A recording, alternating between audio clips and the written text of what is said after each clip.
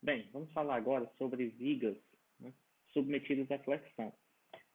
Nessa primeira aula, eu vou falar com vocês sobre a classificação. Como é que a gente classifica uma viga? Eu trago aqui, em um primeiro momento, qual é o conteúdo desta aula. Tá? A gente vai definir quais são os tipos de flambagem possíveis de atuar em vigas, tá? Mais comumente. A gente vai calcular a esbeltez desses perfis, bem semelhante ao que a gente faz lá em peças comprimidas, e vai fazer a classificação. Tá? Então, dentro desse fluxograma, a gente vai ter aqui, escolher o perfil, a gente vai definir isso, e vai ter que fazer duas análises simultâneas, tá? Uma flambagem local e a flambagem lateral com torção. Ambas são bem importantes, tá? No final dessa aula, a gente vai avaliar as duas situações, conseguindo classificar as peças. Quando a gente fala em flambagem local, existem dois tipos: a flambagem local da mesa, FLM, e a flambagem local da alma, o FLA. A partir desses dois valores, a gente classifica a peça em perfil compacto, semicompacto ou perfil esbelto, tá? Ou seção esbelta, aí como querendo determinar. No próximo vídeo, a gente determina aqui esse valor, tá? Como é que a gente determina o MK. No outro lado aqui do nosso fluxograma, a gente tem a flambagem lateral com torção. Ela só acontece se a minha viga ela não for contida lateralmente, tá? A gente vai explicar como é que isso funciona. E ao final, a gente vai conseguir classificar a viga em viga curta, intermediária ou longa. Tá? Novamente, quando a gente finalizar aí no próximo vídeo, a gente determina os MKs e segue o fluxograma de cálculo. Tá? Então, o objetivo da aula é esse. O que é a flambagem? Tá? A flambagem local, tanto da mesa comprimida quanto da alma, você está vendo aí destacado, já é conhecido da gente lá das peças comprimidas. Né? Quando eu comprimia uma peça, podia acontecer ali uma instabilidade local. Em peças fletidas, né, submetidas à flexão, da mesma forma. A gente vai ter aí uma condição a se analisar se é possível ou não que ocorra essa flambagem local. O mais comum, aliás, a análise que a gente tem que fazer é a seguinte: a flambagem local da mesa ela tem que ser feita na mesa comprimida. Tá? Não tem sentido a gente olhar a flambagem na mesa que está tracionada. Mas já que a gente está tendo uma flexão, a gente imagina que vai haver os dois esforços aí. Tá? Então, a gente vai iniciar classificando as peças quanto à flambagem local, tanto da mesa como da alma. Após isso, a gente vai ver a situação onde a minha peça ela não tem contenção lateral. Então, quando eu jogo uma carga em cima dela, e ela vai estar submetida à flexão, ela vai tentar sofrer uma torção. E essa torção lateral é bem crítica para peças flexionadas. E a gente também vai ter que avaliar e vai classificar em vigas curtas, intermediárias ou longas. Tá? Então, dando início, como é que a gente faz a classificação da flambagem local, seja da mesa, seja da alma? É a partir da esbeltez. Então, a gente calcula a esbeltez da peça a partir desse lambda B, e aí a gente verifica onde é que ele se encaixa. Se é seção compacta, semicompacta ou esbelta, utilizando essa réguazinha aqui, né? A régua de esbeltez. Como é que eu calculo isso? Tá? A gente vai ter um lambda B diferente para a mesa e para a alma. Tá? Para a mesa, a gente vai avaliar o seguinte: ó, quem é B? No perfil I, que é o nosso objetivo nessa aula, percebam que o B é metade da mesa. Tá? Não é a mesa toda. Então vai ser metade da mesa dividido pela espessura da mesa. Beleza. Outros tipos de perfis estão aí descritos nas imagens. Fácil de calcular o lambda B. O segundo passo é calcular a flambagem local da alma. Então, eu vou pegar a alma desse perfil e fazer a mesma verificação. Tá? E aí vocês vão ter, por exemplo, no nosso perfil I, né, a gente vai ter essas duas condições aqui. Tá? Perfil I. Esse primeiro caso é o perfil I soldado. Tá? Isso aqui, esses são perfis I soldados. E esse aqui é o nosso objetivo, tá? Perfis I laminados. A gente vai discutir sobre ele nessa aula. E aí, após isso, é simplesmente comparar com lambda P e lambda E.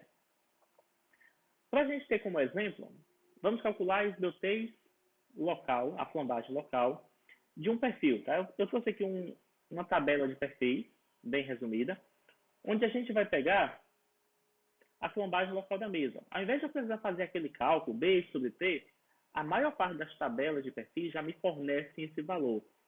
Tá? Então, Por que que aqui aparece, ó, BF sobre 2TF? Porque a gente não comentou? Eu tenho a mesa inteira, ó, a mesa, e eu só preciso de metade dela, então é BF sobre 2, dividido pela espessura da mesa. Então a tabela já me traz esse valor como referência. Da mesma forma, ele vai me trazer, ó, aí imagine que a gente vai fazer uma verificação do perfil W 150 por 22. Então, qual é a esbeltez relacionada à flambagem local da mesa? Desse perfil a gente já tem aí o valor, né? Vai ser o 11,5. Eu posso fazer o mesmo processo para a flambagem local da alma. A gente também vai ter tabelado, ó, a altura dividida por espessura. E aí, se eu pegar o mesmo perfil, tá, a gente vai ter aí um valor de 20,5. Então, aqui está as duas esbeltez daquele perfil em estudo. Tá? Simplesmente olhar a tabela os seus valores. Beleza, mas para utilizar nessa régua, ok, eu já sei o valor de lambda B, mas eu preciso, na verdade, saber também quem são os limites, quem separa a seção compacta de semicompacta e de esbelta. Então, quais são esses limites? E aí, esses limites são dados pela norma 8800 por algumas equações. Eu trago aqui equações que elas funcionam muito bem para perfis laminados de dupla simetria, tá? Mesas iguais, tudo direitinho, simétrico. Notem o seguinte, as quatro equações dependem apenas de dois valores, o modularidade e a resistência do material, tá? Ou seja, só depende do tipo de aço que eu estou utilizando. Para que a gente recorde, eu trago aqui, ó, o modularidade do aço, o E, ele vale 200 gigapascal. Tá? É de 200 a 210, eu acho válido que a gente utilizar 200 gigapascal. E o SY depende do tipo de aço. Tá? Então eu trago aqui para a gente uma tabela que ela me fornece os valores de FY para diversos tipos de aço corrente. Tá? Os aços mais comuns de se encontrar no nosso mercado. O MR250, que é o A36, o A572, tanto de grau 50 como de grau 60. E eu trago aqui para vocês fazerem uma comparação das nomenclaturas, tá? A nomenclatura brasileira e a ASTM, que é a nomenclatura americana. Aí vai ser bem comum você ver os fabricantes falando nos dois tipos. Tá? E aí a gente vai ter aqui a tabelinha de comparação. Pois bem, sabendo então o E e o FY, eu posso agora simplesmente fazer o cálculo desses valores. Tá? Então, eu vou simular aqui com vocês a situação onde eu estou utilizando o aço MR250. Tá? Para o aço MR250, a gente vai ter estes limites. Se a gente estiver falando da flambagem local da mesa, 10,7 e 28. Se eu estiver falando da flambagem local da alma, 106 e 161. Lembrando, esses valores só funcionam para o aço MR250. Eu estou trabalhando com perfis de outro tipo. Olha na tabela e utiliza as equações. Tá? Beleza. Sabendo disso, ó, eu posso trazer aqueles valores, eu posso empurrar esses valores para as minhas réguas. Né? E aí, eu já tenho minha régua formada e eu vou simplesmente trazer agora os valores das BTs que eu calculei, o B sobre T de cada um dos perfis. Não foi bem nem calculado, né? A gente simplesmente pegou na tabela de perfis. O primeiro era 11,5, flambagem local da mesa. Então tá aqui, ó. O 11,5 está indicado. Ou seja, ele está aqui dentro da minha seção, chamada de seção compacta. Tá? Então, o seu intervalo ali me deu que aquela peça de seção compacta devido à mesa. Em relação à alma, a gente encontrou lá 20,5.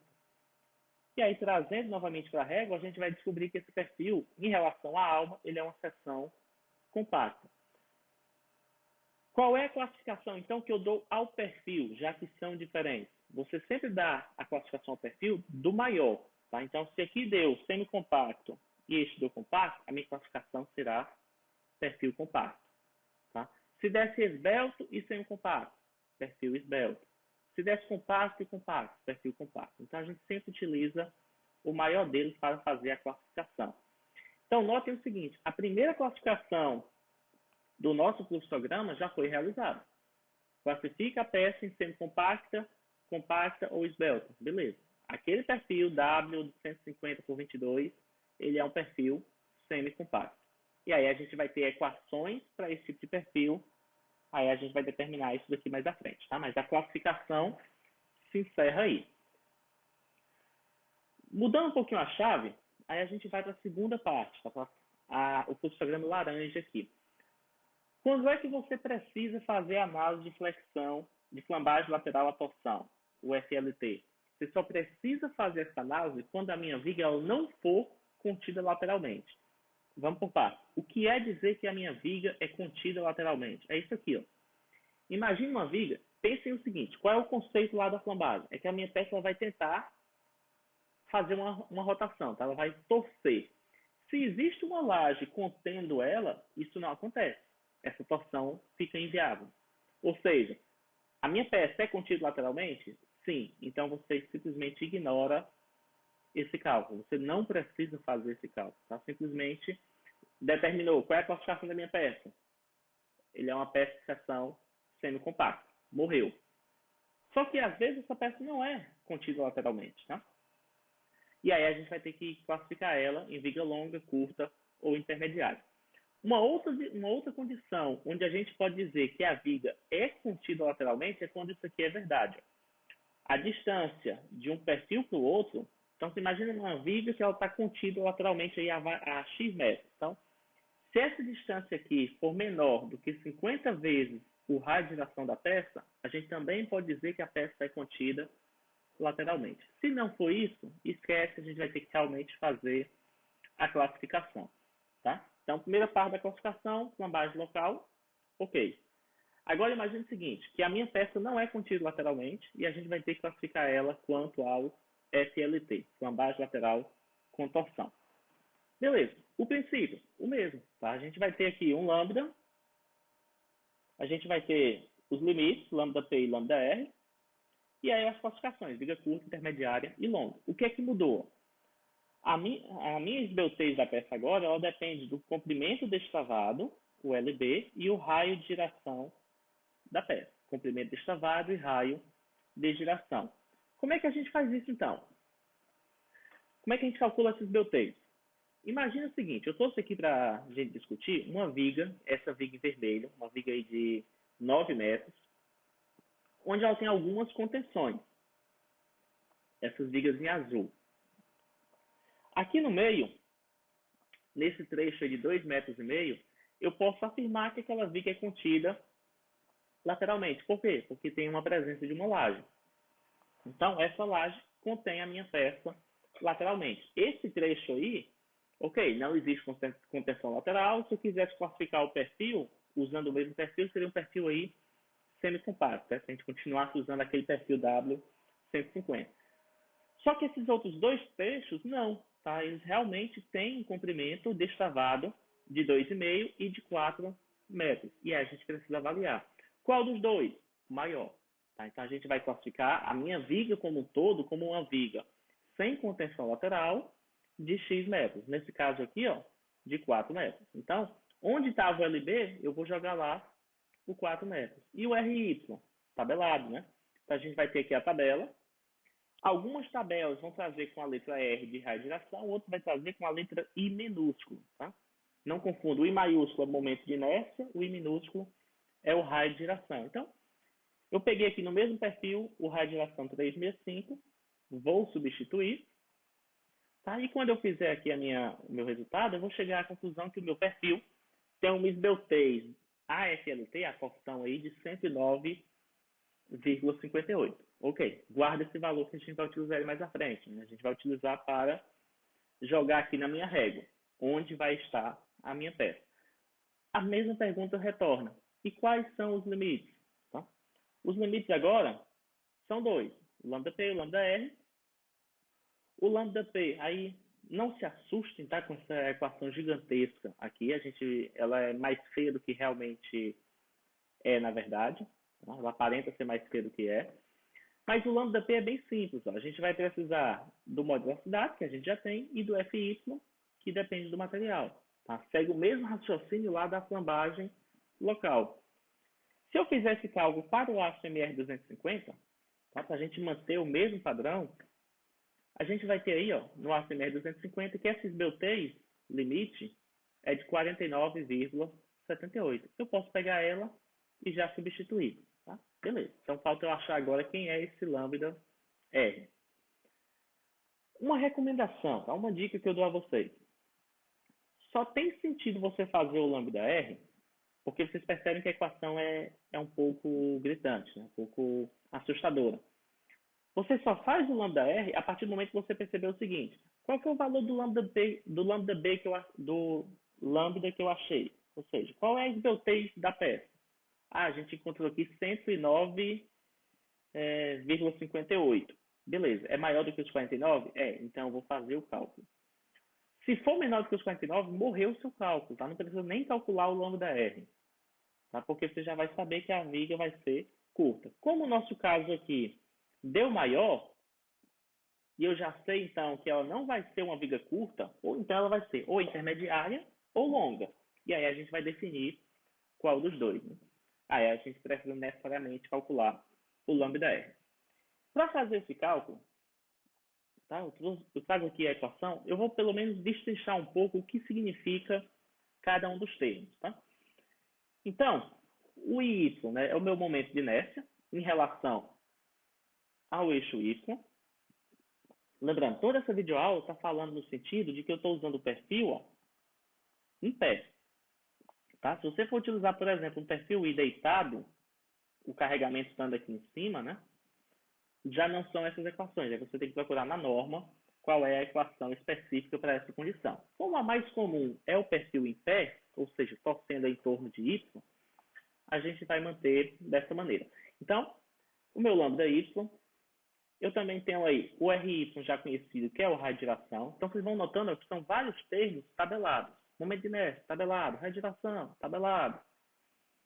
Aí o momento de inércia polar, o momento de inércia à torção pura. Muitas tabelas já me trazem esse valor tabelado. Se ele não for certo, essa aqui é a equação. Tá? Aí vocês vão ter aqui a equação para resolver. Além disso, aí dentro da equação, tá, só para a gente deixar bem claro, se você não tiver o momento de inércia à torção dado pela tabela, a gente pode calcular quem é BF, largura da mesa, o TF, espessura da mesa, aí o H0, altura da alma. Aí tem um detalhezinho que é essa altura da alma é de eixo a eixo das mesas, tá? Então, só para a gente deixar isso aqui bem claro, ó, imagina a situação aqui bem grotesca. Tá? Opa, deixa eu apagar isso aqui e fazer de novo.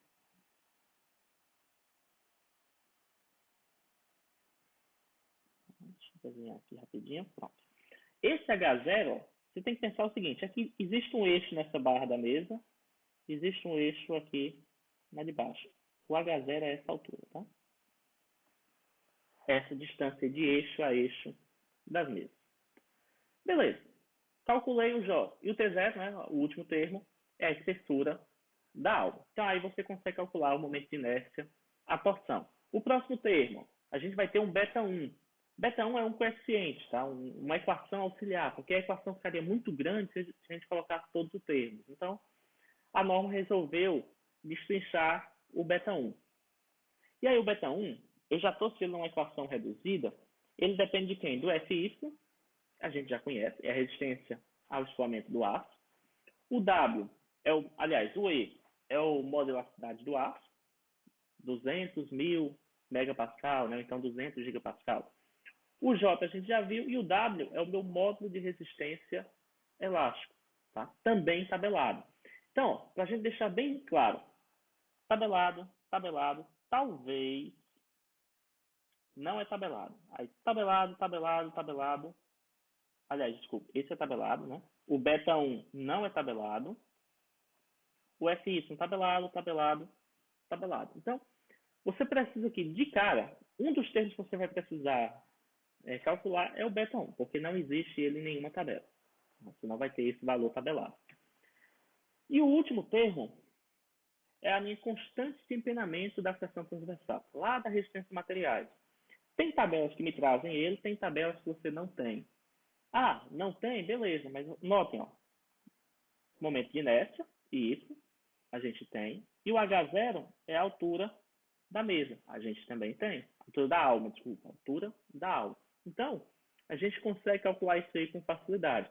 Pode ser que tenha, pode ser que não tenha. Então, eu vou botar aqui uma interrogação. E esses são os termos que a gente vai trabalhar.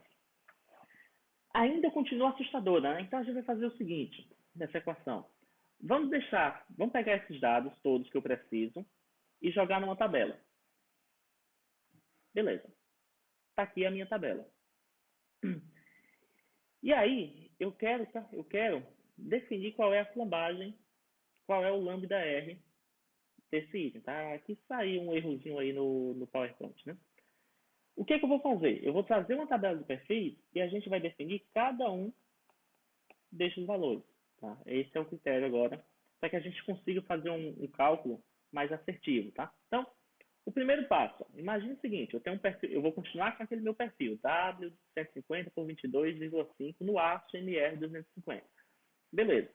Primeiro passo, o momento de inércia, 387. Então, eu só vou jogar ele aqui na tabela. Centímetros a quarto. O raio de giração também é tabelado. Tá? 3,65. E aí eu vou jogar o meu valor na tabela. Eu vou pular o CW, porque se vocês notarem, você não tem o valor dele nessa tabela de perfis. Tá? Então a gente vai ser obrigado a utilizar aqui, ó, fazer na equação.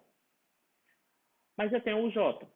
Então, 4,8 centímetros a 4. Vou fazendo aqui todos. Eu vou pegar aqui as informações do meu perfil, tanto da alma como da mesa. Começando aqui pela mesa. A gente tem BF e tem TF. Então, eu vou pegar esses dois valores e jogar aqui. Tá? Para a comodidade, vocês podem até já pensar em converter ele para centímetros. Tá? Porque se vocês notarem, ó, todas as unidades aqui estão sendo dadas em centímetros. Então, para não confundir, você pode até já trazer para cá na unidade correta. Eu vou passar agora para a alma. Também pego os seus valores, né? Tanto H0 como T0. E aí a gente agora já pode começar a pensar um pouco mais à frente. Vamos pegar as características do material. Já peguei as do perfil, vamos pegar a do material. Estou assumindo que estou trabalhando com o aço MR 250, então o FY 25. O modular do aço, 200 gigapascal. Então, eu já trago as informações para cá. E a última informação que faltou aqui, que eu não vou precisar calcular, né, que estão todas dadas para mim nas tabelas, é o W. E aí a gente já tem o WY de 50,9. Então, já vou trazer para cá também. Não sei se vocês notaram, tá? Mas eu até, aqui na minha tabela, tá? Eu só trouxe o eixo Y. Por quê? Porque eu não vou precisar nada do eixo X. Por isso que eu desconsiderei. Tá? Tanto que eu cortei a tabela aqui para ela ficar mais enxuta. Quando você pega uma tabela maior, você vai ter também aqui as informações do eixo X. Né? Como eu não precisava dele, eu ignorei, tá? Só para deixar aí essa observação. E aí vamos começar a fazer cálculos que a gente está faltando. Vou começar aqui pelo beta 1. Tá? Eu já tenho aqui a minha equação. Tá destacado aí na tabela os valores que eu preciso e eu vou simplesmente substituir. Tá? Quando eu substituo tudo, eu vou chegar a esse resultado aí já em centímetros, tá? Porque eu lancei tudo nele na unidade correta, em centímetros. Tá? Não precisei fazer nenhuma conversão de unidade. Beleza, vou jogar lá, guardar o meu valor e vou para o último cálculo, o CW. Tá? Então, deixa eu voltar para cá. Vamos pegar o CW. O que eu preciso de CW? Está lá em destacado. A observação que eu preciso que vocês tenham. Isso daqui, a altura está em milímetros. Então, eu tenho que transformar em centímetros para poder jogar dentro da minha equação. Então, eu já fiz isso. 3,9 ao quadrado. E aí eu vou chegar aí qual é o valor de CW. E aí eu vou trazer ele aqui para cima. Pronto. Tenho todas as informações que eu preciso para calcular o lambda R. Nem foi tão complicado assim. Tá? Desde que a gente saiba o que fazer com a equação. Que dados eu preciso. Pois bem, eis a minha equação, eis todos os dados colocados dentro dela. Eu peço que vocês pausem o vídeo, olhem cada um dos valores para vocês analisarem. Tá? Não foi necessário fazer nenhuma conversão de unidades, porque a tabela toda já me dava em centímetros ou em megapascal. Tá? Então, é simplesmente pegar os valores e ir jogando dentro da minha equação. E aí a gente chegou aqui ao lambda R de 786,4. O que eu faço? Volto lá para a régua, né, e coloco esse valor. A gente já tinha definido a flambagem local da mesa, a flambagem local da alma. A gente já tinha definido então que a seção era compacta. E agora para a flambagem local da flambagem. Aqui está errado, tá? Aqui é flambagem lateral com torção, FLT. Então, a flambagem lateral com torção, a gente já encontrou os seus limites. E aí o valor que a gente encontrou do lambda foi de 109,58. Ou seja, ela é uma viga intermediária.